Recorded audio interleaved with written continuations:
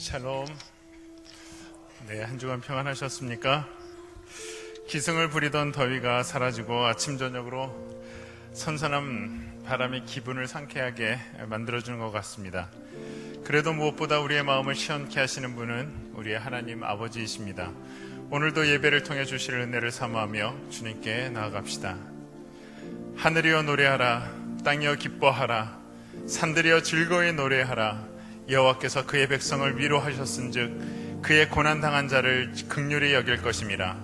이스라엘아 들으라, 우리 하나님 여호와는 오직 유일한 여호와시니 너는 마음을 다하고 뜻을 다하고 힘을 다하여 내 하나님 여호와를 사랑하라. 아멘. 저희의 유일한 반석이시며 산성이 되시는 하나님 아버지, 주님을 잠잠히 바라는 저희들을 예배의 자리로 부르셔서 거룩하신 위엄 앞에 서게 하시니 감사드립니다. 또한 한 주간 세상의 죄악된 자리에서 저희를 건져내어 은혜의 자리에 서게 하시니 감사드립니다. 이 시간 주님의 거룩하심을 찬양합니다. 변함없으신 신실한 사랑을 찬양합니다. 만물의 주관자 되시고 오늘도 온 열방의 통치자가 되심을 고백합니다. 시간을 구별하고 삶을 구별하여 주님 앞에 나온 모든 심령 위에 한없는 은총을 부어 주옵소서. 세상에 줄 수 없는 평안과 기쁨을 가득 채워 주옵소서. 성령이 비둘기같이 임하는 충만한 은혜를 주옵소서. 만물을 새롭게 하시는 창조주 아버지 하나님, 지치고 상한 심령에게는 위로와 회복을 주시고 강팍한 마음을 부드럽게 하시며 두려워 떠는 그 마음에는 담대함을 주사 예배의 자리를 떠날 때에는 주님 외에 그 어떤 것도 그 마음에 남지 않게 하옵소서. 말씀으로 천지를 창조하시는 주님, 진리가 되시는 아버지 하나님, 오늘도 능력의 말씀으로 저희의 영적인 가람을 채워 주옵소서. 거룩한 말씀으로 저희들의 생각을 새롭게 하시고 진리의 말씀으로 거짓된 세상에서 흔들리지 않고 중심을 지키며 살아가는 언약의 백성이 되게 하옵소서. 오늘도 죄 많은 저희들을 의롭다 칭하시는 주님, 이 시간 예수 그리스도의 그 보혈이 저희를 깨끗게 하심을 믿습니다. 주님의 보혈을 의지하여 은혜의 보좌 앞으로 나아왔습니다. 하지만 십자가의 큰 사랑을 받은 저희들은 주님의 은혜를 망각한 채 옛사람을 벗어버리지 못하고 살았습니다. 여전히 죄악된 자리에서 뒹굴며 세상과 적당히 타협하며 죄와 싸우되 피 흘리기까지 싸우지 않았습니다. 믿음으로 세상을 이기지 못하고 그저 차지도 뜨겁지도 않은 믿음의 모습으로 살았던 저희들의 연약함과 죄악들을 고백하오니 정결케 하시고 온전케 하옵소서. 이 모든 간구를 예수 그리스도 이름으로 기도하오며 이제 지난 한 주간 죄를 돌아보며 하나님과 저만이 아는 죄를 참회하옵니다.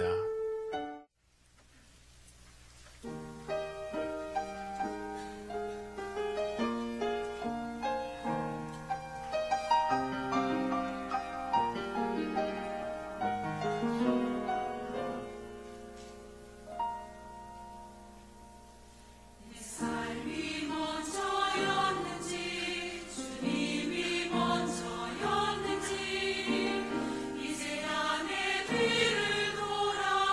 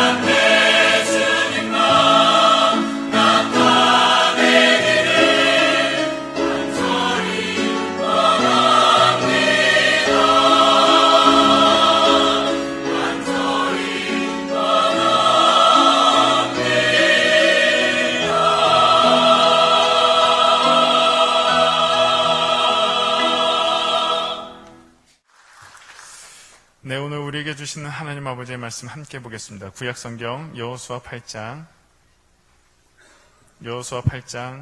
1절로부터 9절까지의 말씀입니다.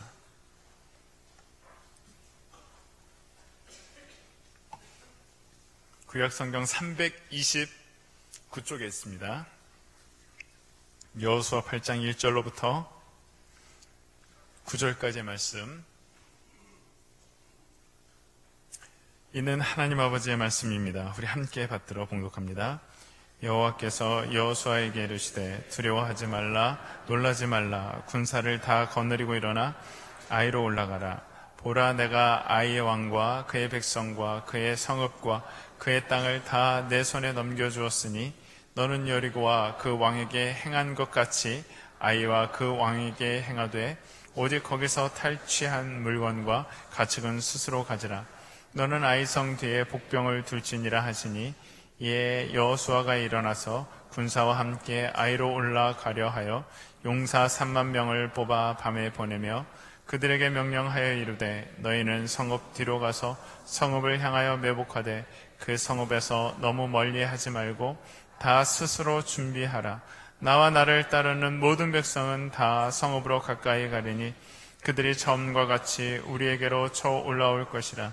그리할 때 우리가 그들 앞에서 도망하면 그들이 나와서 우리를 추격하며 이르기를 그들이 처음과 같이 우리 앞에서 도망한다 하고 우리의 유인을 받아 그 성읍에서 멀리 떠날 것이라. 우리가 그들 앞에서 도망하거든 너희는 매복한 곳에서 일어나 그 성읍을 점령하라. 너희 하나님 여호와께서 그 성읍을 너희 손에 주시리라. 너희가 그 성읍을 취하거든 그것을 불살라 여호와의 말씀대로 행하여 보라.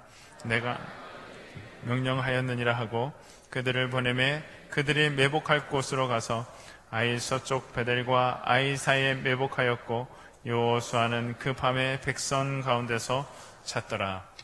아멘. 어느 때부터인가 우리는 눈에 보이는 것을 중요하게 여기고 가치 있는 것으로 여기기 시작하였습니다. 눈에 보이는 것이 기준이 되었고 보여지는 모습으로 판단의 근거를 삼기 시작하였습니다. 하지만 빙산이 보여지는 것보다 보이지 않는 더 큰 모습을 감추고 있는 것처럼 우리의 삶에 보여지는 것이 다가 아니죠. 우리 눈으로 보여지는 자녀들의 작은 실수보다 보이지 않는 자녀들의 꿈을 볼 수 있어야 합니다. 귀로 들리는 아내의 잔소리보다 귀에 들리지 않는 아내의 그 큰 사랑을 우리는 들을 수 있어야 합니다. 눈에 보이는 선물의 가격보다 그 안에 담긴 감사가 더 소중하다는 것을 알 때 그 선물의 가치는 달라집니다. 보이는 것보다 보이지 않는 것의 가치가 더 크고 귀하다는 것을 알게 되면 그때부터 우리는 더 큰 진실과 마주할 수 있게 됩니다. 성경 말씀에도 하나님께서는 외모를 취하는 분이 아니시다 이렇게 말씀하고 있습니다. 하나님은 눈으로 보이는 외모를 취하시는 분이 아니시라 마음의 중심을 보시는 분이십니다. 하지만 안타까운 것은 지금 우리가 살고 있는 이 시대는 보이는 것을 중요하게 여기는 루키즘에 빠져 있습니다. 루키즘은 외모가 인생의 성공의 여부를 결정한다고 믿어 지나칠 정도로 외모에 집착하는 외모지상주의를 일컫는 말이죠. 이런 시대의 풍조 속에서 사람들은 더 이뻐지려고 하고 더 멋을 부리기 위해서 노력합니다. 그래서 성형 열풍이 불고 있고 몸매 관리에도 더 많은 신경을 쓰고 있습니다. 패션도 매년 바뀌는 트렌드에 맞춰 바꾸어줘야 합니다. 이렇게 외모에 많은 돈을 투자하며 자신을 더 이쁘고 멋있게 보이려고 애를 쓰고 있습니다. 이런 모습들이 오늘 우리가 살고 있는 시대의 현 주소입니다. 하지만 정작 대부분의 사람들은 주변 사람들의 변화에 그렇게 신경을 쓰지 않는다고 합니다. 혹시 심리학에서 말하는 조명 효과라는 증상을 알고 계십니까? 연극 무대에 가면 그 주인공을 비치는 다양한 스포트라이트가 있죠. 그 스포트라이트 위에 무대 위에 선 주인공의 모습은 정말 머리부터 발끝까지 모든 스타일, 모든 제스처, 손가락의 모든 모습까지도 다 환하게 보입니다. 그런 것처럼 세상 사람들이, 주위에 있는 사람들이 나의 머리부터 발끝까지 나의 모습 하나하나를 다 볼 것이다 라고 신경을 쓰면서 외부인들을 인식하면서 살아가는 그런 증상을 가리켜서 조명 효과라고 부른다고 합니다. 요즘 우리 아이들에게는 이런 얘기도 있죠. 아픈 건 참아도 쪽팔린 건 못 참는다. 이런 얘기가 있을 정도죠. 아이들이 더 하는 것 같습니다. 사람들의 이런 심리를 알아보고자 미국의 코넬 대학교 사회심리학 길로비치 교수는 다음과 같은 실험을 했습니다. 한 학생에게 그 티셔츠를 입혔는데 그 티셔츠 앞에는 그 학생이 살던 훨씬 이전 시대의 유명 스타의 사진을 이렇게 그려놓은 티셔츠를 입게 하고 사람들이 모여있는 어떤 장소에 가서 입게 하다가 이렇게 나오도록 했습니다. 그러면서 이 학생에게 먼저 물어봤어요. 네 생각에는 네가 이런 네 나이에 맞지 않는 티셔츠를 입고 그 안에 들어갔다 오면 사람들이 너를 어떻게 볼 것 같으냐? 그랬더니 아마 거기 있는 사람들의 한 못해도 절반 이상이 나를 그렇게 기억하지 않겠느냐. 이 학생은 그렇게 대답했습니다. 그런데 정작 그곳에 들어갔다 나온 뒤에 거기에 있었던 사람들에게 물어봤더니 불과 한 5분의 1 정도, 한 20%가 간 넘는 사람들만이 그 학생을 기억하였습니다. 혹시 그 유명 스타의 사진이 조금 그런가 싶어서 미국에 잘 알려진 마틴 루터 킹이라든지 이런 사람들의 사진을 있는 티셔츠를 입혀서 다시 그 장소에 보냈는데 오히려 다른 사람들은 그 마틴 루터 킹이라든지 이런 티셔츠를 입었던 그 소녀의 모습은 더 기억하지 못했다고 합니다. 이렇게 우리는 대부분의 사람들이 내 모습을 보고 나는 바라보는 사람들의 시선을 인식하고 살지만 막상 대부분의 사람들은 주변에 있는 사람들의 그런 변화에 크게 신경을 쓰지 않는다고 합니다. 하지만 성경의 전체 흐름 속에서 발견할 수 있는 한 가지 중요한 사실이 있는데 그것은 죄는 보는 것에서부터 시작되었다는 것이죠. 아담과 하와가 선악과를 따먹게 된 것도 그 선악과를 자꾸 바라보기 시작하면서부터였습니다. 자꾸 바라보니까 보암직한 거예요. 먹어보고 싶은 거예요. 노아의 시대에 하나님께서 물로 그 시대를 심판하실 때 그 시대상이 어땠느냐? 하나님의 아들들이 사람의 딸들의 아름다움을 보고 자기가 원하는 여자들을 취하기 시작하면서 죄가 관영하게 되었고 결국 하나님께서 그 시대를 물로 심판하실 수밖에 없게 되었습니다.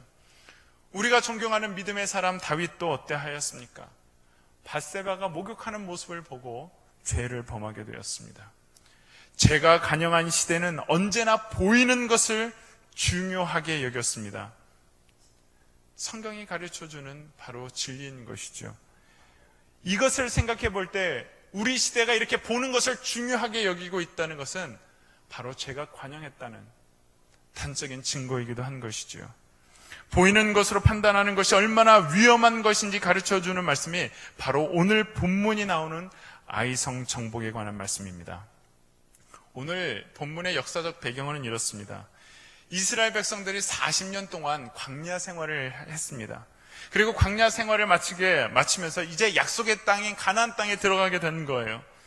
그리고 그 가나안 땅에 들어가면서 이스라엘 백성들은 두 개의 성을 만나게 되는데 한 성은 여리고성이고 다른 한 성은 아이성이었습니다. 여리고성은 가나안 땅에 들어갈 때 처음 만난 성이었습니다. 여리고성은 눈으로 보기에 매우 크고 난공불락과 같은 견고한 성이었습니다. 이 성을 우리가 어떻게 정복할 수 있을까 여길 만큼 크고 견고하였습니다. 하지만 그들의 생각과 달리 하나님께서는 그 성을 너무나도 쉽게 이스라엘 백성들이 취할 수 있도록 해주시는 거예요. 다른 무기를 쓰지도 않고도 여리고성을 빼앗을 수 있도록 하나님께서 허락해 주셨습니다. 반면에 아이성은 작고 보잘것없어 보이는 성이었습니다. 이스라엘 백성들이 보기에도 이 성은 그냥 우리가 몇 명만 올라가서 싸우면 그냥 취할 수 있을 것 같다 라고 여길 만큼 작고 보잘것없는 성이었습니다. 그래서 성 이름도 아이성 아닙니까? 어른성이었으면 좀 힘들었을 텐데 아이성이었습니다. 네. 오늘 말씀 중에서 이 쪼크로 준비한 유일한 건데 웃어주셔서 감사합니다. 그런데 여호수아와 이스라엘 백성들의 생각은 전혀 빗나갔죠. 너무나도 쉽고 우습게 봤던 그 아이성에서 엄청난 실패를 경험하게 된 것입니다. 이 두 성을 우리의 삶과 연관지어 생각해 보면 이 두 개의 성은 우리 인생에서 만나게 되는 문제라고 할 수 있습니다. 여리고 성과 같은 문제는 내가 보기에 불가능해 보이는 문제입니다. 내 능력으로 감당하기 힘든 문제입니다. 이런 문제를 만나게 되었을 때 우리는 하나님께 간절히 매달려 기도하지요. 내 능력으로 어쩔 수 없고 내가 가진 물질이나 내가 가진 힘이나 내가 가진 능력으로 어찌할 수 없는 이런 문제들을 우리가 접하게 되었을 때는 하나님께 기도하고 하나님을 전적으로 의존해 보려고 합니다. 반면에 내가 보기에 내 힘과 내 능력으로 내가 가진 것으로 무엇인가 해결할 수 있을 것 같은 문제가 있습니다. 이런 문제는 아이성과 같은 문제인 것이죠. 이런 일은 우리가 굳이 하나님께 의존하려고 하지 않습니다. 그냥 내가 가진 능력으로, 내가 가진 경험으로, 내가 가진 지식으로 해결할 수 있을 것 같은 문제이기 때문에 그렇죠. 눈으로 보는 것만으로 결정하고 이미 판단을 내려버립니다. 그런데 중요한 건 믿음의 사람들이 실패하는 경우는 여리고성과 같이 힘들고 어려운 문제가 아니라 내가 할 수 있을 것 같고 내 힘으로 가능할 것 같은 아이성과 같은 문제에서 실패한다는 사실입니다. 내가 문제라고 생각하지 않았던 그 일이 오히려 나를 낙심케 하고 내 믿음을 흔들고 내 인생을 흔드는 문제가 된다는 것입니다. 그렇게 믿었던 남편이, 아내가, 부모님이, 자녀가 나를 실망시키는 거예요. 나를 낙심시키기도 하고 아무것도 아니라고 생각했던 그 사소한 일들이 감당할 수 없을 만큼 큰 문제로 부풀기 시작합니다. 때로는 사소한 말다툼이 결국 서로의 관계를 돌이킬 수 없을 정도의 파경으로 이르게 되기도 하는 것이죠. 이런 문제들이 우리의 삶을 흔드는 아이성과 같은 것이라 할 수 있습니다. 차라리 여리성과 같이 내가 감당하기 힘든 문제, 그런 상황에서 실패하게 되면 어떻습니까? 그래, 이 문제는 워낙 큰 문제야. 이런 문제는 워낙 어려운 문제야. 그러니까 실패할 수 있어. 괜찮아. 그래, 어차피 기대 안 했어. 그런 문제에서 실패하게 되면 무덤덤하게 받아들일 수 있습니다. 그런데 아이성과 같이 사소하고 아무것도 아니라고 생각했던 문제에서 실패를 경험하게 될 때 그 실패는 더 크고 힘들게 느껴지게 되는 것입니다. 하나님께서는 가나안 땅에 들어가자마자 만나게 된 이 두 개의 성을 통해서 이스라엘 백성들에게 귀한 교훈을 주시고자 했습니다. 이 교훈은 우리가 배워야 할 믿음의 중요한 교훈이기도 합니다. 그래서 오늘 우리는 이 이스라엘 백성이 아이성 정복에서 실패하게 된 원인과 또 그 성을 정복하게 된 원인을 함께 묵상하면서 믿음으로 승리하는 원리를 배우고자 합니다. 먼저 이스라엘 백성들이 왜 실패했는가 하는 것입니다. 왜 실패했는가? 바로 그 앞장 7장 1절에 보면 그 원인에 대해서 나옵니다. 우리 7장 1절 말씀을 좀 함께 읽어보도록 하겠습니다. 함께 읽겠습니다. 이스라엘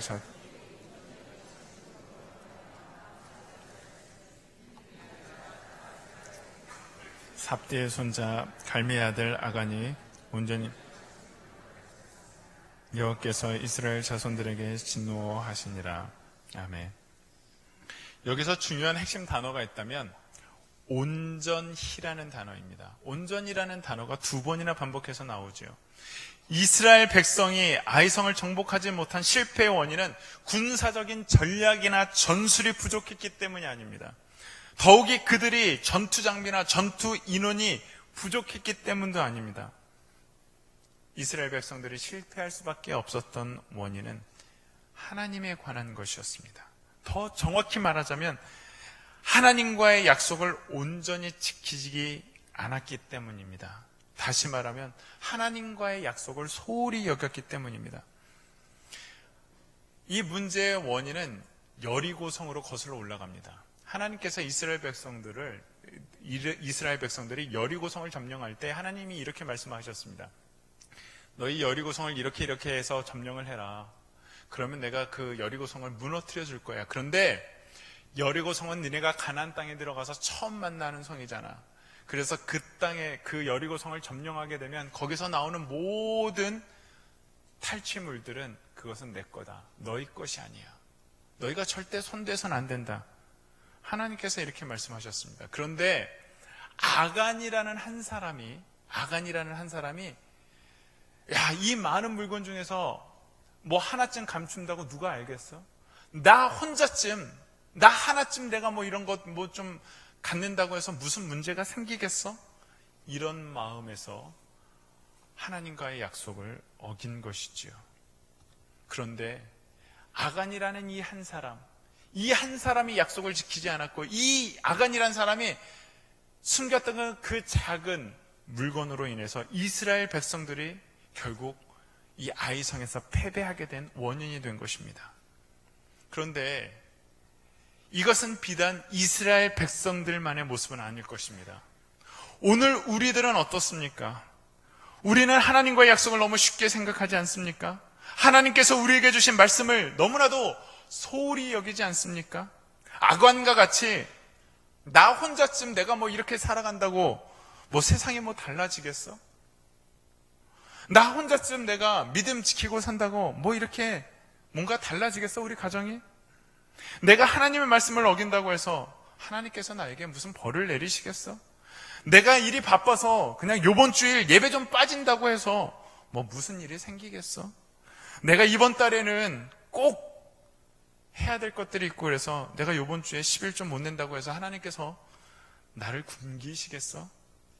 내가 봉사 좀 안 한다고, 나 혼자 좀 봉사 안 한다고, 나 혼자 좀 순모임 참석 안 하고, 나 혼자 좀 코이노니아 모임 참석하지 않는다고 해서 뭐 우리 교회가 무슨 일이 생기겠어? 우리가 이렇게 생각하고 있지는 않습니까?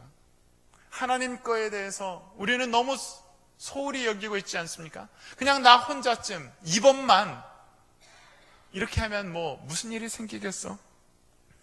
하지만 이런 사소해 보이는 일이 우리의 삶의 큰 실패로 다가올 수 있다는 것을 알아야 합니다. 이스라엘 백성들이 바로 이런 문제에서부터 실패를 하게 되는 거예요. 하나님 것을 온전히 여기지 않고 소홀히 여겼기 때문에 결국 실패하게 된 것입니다. 그리고 이스라엘 백성들이 실패하게 된 또 다른 원인이 있습니다. 그것은 7장 2절부터 5절까지 쭉 나옵니다. 2장부터 5절까지 보면 이스라엘 백성들이 아이성을 점령하기 위해서 그냥 눈으로 본 대로 판단을 하는 거예요. 야, 이 성은 작은 성이니까 야, 우리 그냥 2-3천 명만 올라가면 능히 이 성을 취할 수 있을 거야. 이스라엘 백성들은 여리고성을, 그 견고한 여리고성을 무너뜨렸던 경험이 있는 거예요. 그 경험과 노하우를 생각했습니다. 그리고 눈에 보이는 그 작고 보잘것없는 그 성, 그냥 눈으로 보이는 이성적인 판단을 했습니다. 그래서 2-3천 명만 올라가도 될 거다. 그런데 이 경험과 이성으로 인한 결정이 이스라엘 백성들에게 패배를 가져왔다는 거예요. 그런데 우리가 어떤 것을 결정함에 있어서 가장 중요한 근거 2가지가 있다면 그것은 경험과 이성입니다. 경험과 이성이 우리가 무엇인가를 결정드릴 때 가장 중요하게 여기는 판단의 기준입니다. 그런데 믿음의 사람들인 우리는 경험과 이성으로 어떤 문제를 결정해서는 안 됩니다. 우리의 판단의 이유, 어떤 것의 결정의 기준은 하나님의 말씀이어야 합니다. 이스라엘 백성들이 실패한 이유는 경험이 부족해서도 아니었고 그들의 판단이 잘못되었기 때문도 아니었습니다. 또 반대로 지금까지 이스라엘 백성들이 승리할 수 있었던 이유도 그들이 많은 경험이 있었고 그들의 판단에 의해서 그들이 승리할 수 있었던 것도 아닙니다. 그저 그들이 승리할 수 있었던 이유는 하나님의 말씀에 순종하였기 때문에 승리할 수 있었던 것입니다. 그런데 아이성은 그렇게 하지 않았던 것입니다. 이것이 이스라엘 백성들의 실패의 원인이었습니다. 하지만 우리의 삶에서도 우리는 이런 문제로 인해서 실패를 경험하게 된다는 것이죠. 그래서 우리가 실패를 경험하게 될 때 가장 먼저 점검해야 하는 것이 있다면 그것은 영적인 차원에서의 점검이 필요합니다. 그래서 우리는 실패를 승리로 바꾸기 위해서 해야 할 것이 있습니다. 그것은 영적인 차원으로 우리의 생각을 전환해야 돼요. 영적인 차원, 눈에 보이는 것이 아니라 영적인 차원으로의 우리의 생각을 전환해야 됩니다. 영적인 차원으로의 전환은 보는 것에서 듣는 것으로의 변화를 얘기합니다. 오늘 본문 1절 말씀에 보면 이렇게 기록되어 있죠. 그때 여호와께서 여호수아에게 말씀하셨습니다. 두려워하지 마라. 낙심하지도 마라. 모든 군사를 이끌고 일어나 아이로 올라가라. 봐라. 내가 아이 왕과 아이 백성과 그 성과 땅을 이제 다 내 손에 넘겨주겠다. 이게 하나님께서 여호수아와 이스라엘 백성들에게 주시는 음성인 거예요. 하나님과의 관계가 회복될 때 우리의 삶에 나타나는 가장 큰 축복은 하나님이 우리에게 다시 말씀하시는 것입니다. 하나님의 사람들에게 주시는 가장 큰 복이 있다면 말씀이 들리는 복입니다. 말씀이 깨달아지는 복입니다. 말씀이 믿어지는 복입니다. 그리고 말씀으로 인도함을 받는 복입니다. 이것이 하나님의 사람들에게 주시는 하나님의 은총입니다. 하나님과의 관계가 회복될 때 가장 먼저 우리에게 오는 복은 말씀으로 나와 함께 하시는 그 음성이 들려지는 것입니다. 이스라엘 백성들이 아이성을 정복할 때 승리할 수 있었던 바로 그 승리의 요인도 오늘 하나님이 말씀하시는 이 음성이 들려지기 시작하는 거예요. 이제 올라가라. 내가 그 성을 너희들에게 주겠다라는 그 하나님의 음성이 들려지기 시작하면서부터였습니다. 이 시간에도 주님은 우리에게 이렇게 말씀하십니다. 너는 지금 실패로 낙심하고 있냐? 육신의 고통으로 아파하고 있구나. 자녀의 문제로 고통받고 있니? 물질적인 문제로 곤고하고 있구나. 내가 너를 도와줄게. 너는 할 수 있어. 내가 너와 함께 하지 않니? 다시 일어나 우리 함께 시작하자. 이렇게 말씀하시는 하나님의 음성이 나에게 용기를 주시고 나에게를 주시고 능력을 주시기 때문에 우리는 실패한 자리에서 일어날 수 있는 것입니다. 이스라엘 백성들이 승리할 수 있었던 또 다른 이유는 지혜를 통하여서 가능하였습니다. 지혜를 통하여서. 오늘 본문 3절에서부터 8절까지는 하나님께서 이스라엘 백성들이 아이성을 점령해야 될 구체적인 전략, 그 지혜에 대해서 쭉 말씀을 해주시고 계시는 거예요. 이 전쟁을 어떻게 이길 수 있는가에 대한 지혜를 주시는 것입니다. 우리 하나님께서는 지혜를 주시는 분이십니다. 하나님께서는 지혜를 통하여서 지식을 이길 수 있도록 하십니다. 여러분 혹시 지식과 지혜의 차이가 무엇인 줄 아십니까? 지식은 눈으로 보고 배우는 것을 말합니다. 눈으로 보고 배우는 거예요. 백문이 불여일견이라는 말이 있죠. 어떤 지식을 습득하기 위해서 눈으로 보는 것만큼 빠르게 습득하고 배울 수 있는 것은 없습니다. 지식은 오감으로 배우고 눈으로 배우는 것입니다. 하지만 지혜는 듣는 것을 통하여 배웁니다. 그래서 성경에서 지혜를 가리켜 뭐라고 얘기하느냐면 듣는 마음이라고 얘기를 합니다. 듣는 마음. 우리는 들음을 통하여서 하나님의 지혜를 배우게 되고 깨닫게 됩니다. 삶의 실패한 자리에서 어떻게 일어나야 할지, 이 문제를 어떻게 극복해야 할지 혹시 고민하고 계신 분들이 계십니까? 그러면 보이는 것에서부터 멀어지십시오. 눈을 닫고 귀를 열어보십시오. 보이는 것에서부터 자유로워질 때 들리기 시작합니다. 우리 시각장애인들이 계시다면 우리 시각장애인들을 비유해서 너무 죄송스럽습니다만 시각장애인들에게는 그냥 눈으로 볼 수 있는 사람들보다 청각이 훨씬 발달했다고 하죠. 그래서 레이 찰스와 스티비 원더와 같은 이 세계적으로 유명한 가수들은 굉장히 청각이 발달했다고 합니다. 이들이 음악적인 천재라 일컬을 수 있는 이유는 다른 사람보다 더 세밀한 음을 들을 수 있는 귀를 가졌기 때문이라고 합니다. 그래서 이 같은 연구 결과가 있습니다. 생쥐를 두 그룹으로 나누어서 한번 이렇게 실험을 했다고 합니다. 한 생쥐들에게는 그냥 일상적으로 빛 가운데서 생활하게 했고, 한 생쥐들은 완전히 빛과 차단된 어둠 속에서 지내도록 하였습니다. 그렇게 일주일 동안 생활하게 한 뒤에 이 생쥐들이 듣는 것에 대해서 뇌가 어떻게 반응하는지에 대해서 검사를 했습니다. 그런데 밝은 곳에서 생활했던 쥐보다 어두운 곳에서 생활했던 쥐들이 소리에 훨씬 더 민감한 반응을 보이는 거예요. 특정한 감각을 잃게 되면 이를 만회하기 위한 다른 감각이 발달된다고 합니다. 이것이 바로 우리가 영적인 차원으로 전환해야 하는 이유입니다. 우리의 경험과 이성적인 생각을 멈추고 우리가 기도해야 되는 이유입니다. 기도는 눈으로 보던 것을 닫는 시간입니다. 기도하는 그 순간 우리는 이 세상에 보이던 모든 것으로부터 눈을 감고 우리는 하나님께 귀 기울이기 시작합니다. 세상을 향하던 나의 시각을 감는 것이 기도하는 것입니다. 기도하는 순간 우리는 눈으로 보이는 것에서부터 자유하게 됩니다.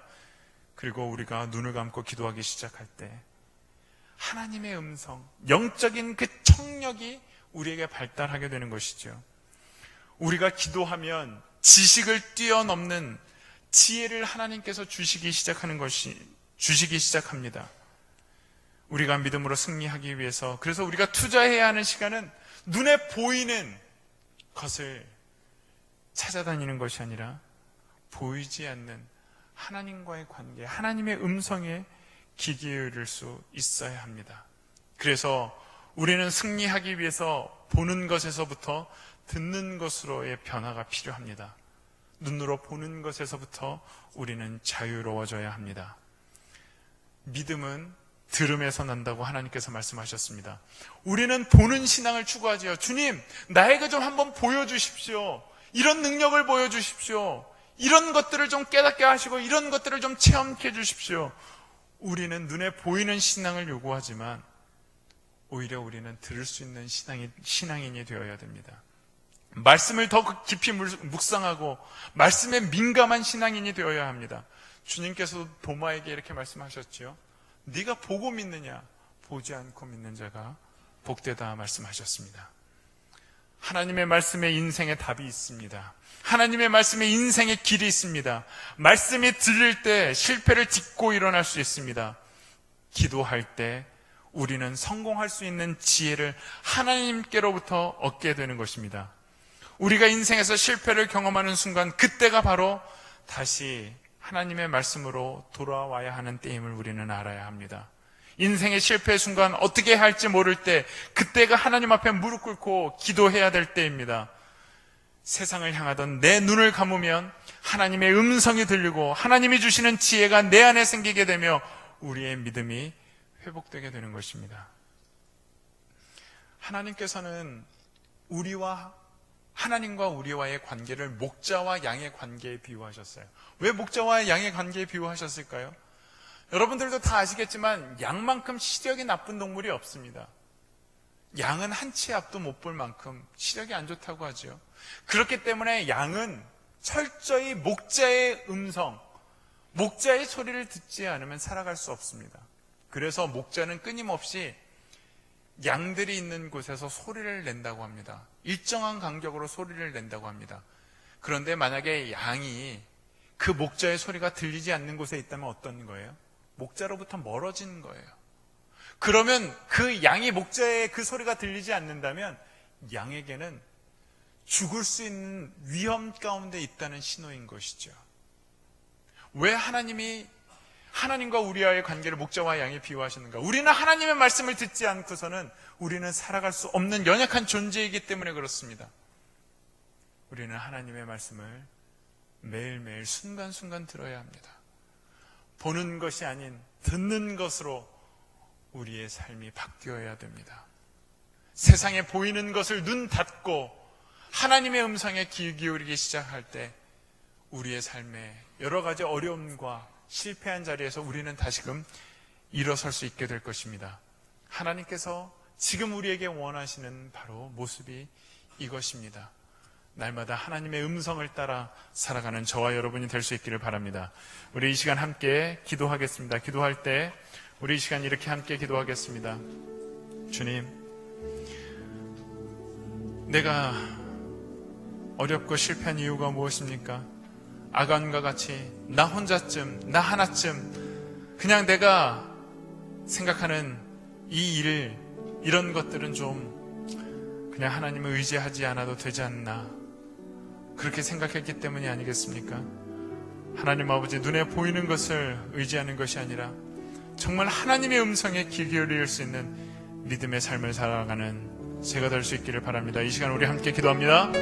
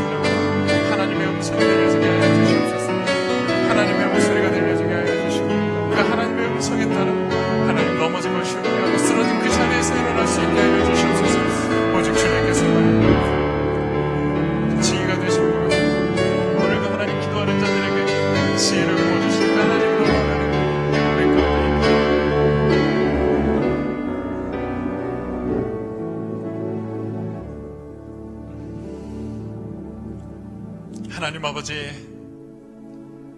오늘 우리의 삶에 실패한 자리에 우리가 주저앉아 있습니까? 넘어져 있습니까?